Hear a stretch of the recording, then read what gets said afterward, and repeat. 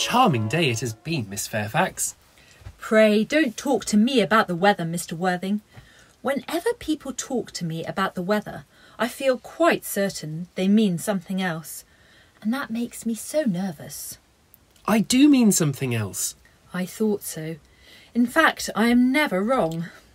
And I would like to be allowed to take advantage of Lady Bracknell's temporary absence. I would certainly advise you to do so. Mamma has a way of coming back suddenly into a room that I have often had to speak to her about. Miss Fairfax, ever since I met you, I have admired you more than any girl I have ever met. Since I met you.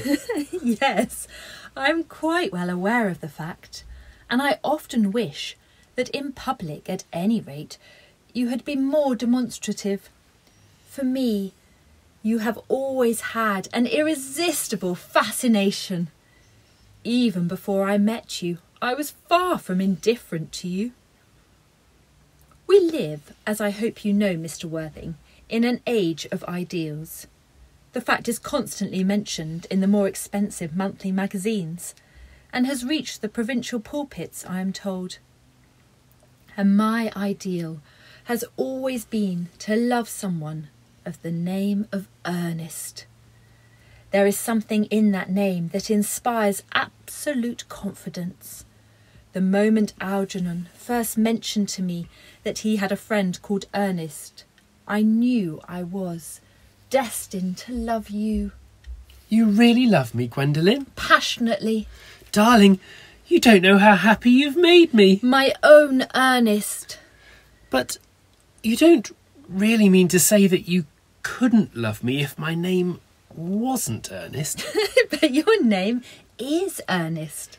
Yes, I know it is, but supposing it was something else.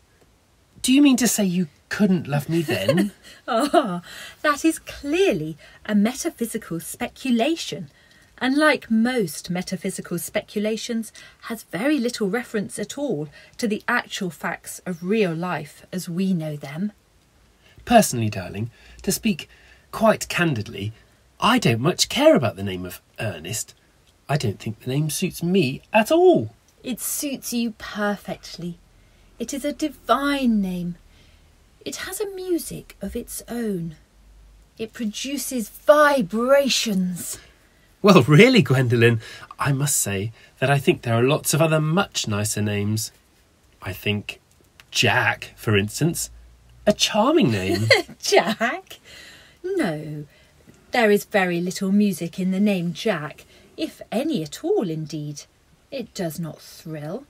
It produces absolutely no vibrations. I have known several Jacks, and they all, without exception, were more than usually plain. Besides, Jack is a notorious domesticity for John, and I pity any woman who is married to a man called John. She would probably never be allowed to know the entrancing pleasure of a single moment's solitude. The only really safe name is Ernest. Gwendolen, I must get christened at once. We must get married at once. There is no time to be lost. Married, Mr. Worthing? Well, surely. You know that I love you, and you led me to believe, Miss Fairfax, that you were not absolutely indifferent to me. I adore you, but you haven't proposed to me yet. Nothing has been said at all about marriage. The subject has not even been touched on. Well, may I propose to you now? I think it would be an admirable opportunity.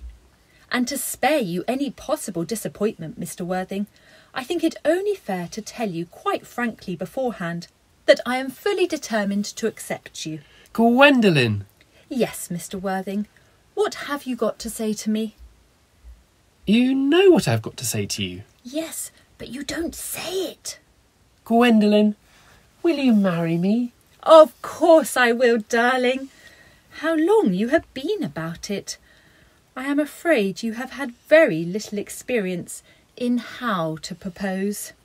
My own one, I have never loved anyone in the world but you. Yes, but men often propose for practice. I know my brother Gerald does. All my girlfriends tell me so. What wonderfully blue eyes you have, Ernest. They are quite blue. I hope you will always look at me just like that, especially when there are other people present.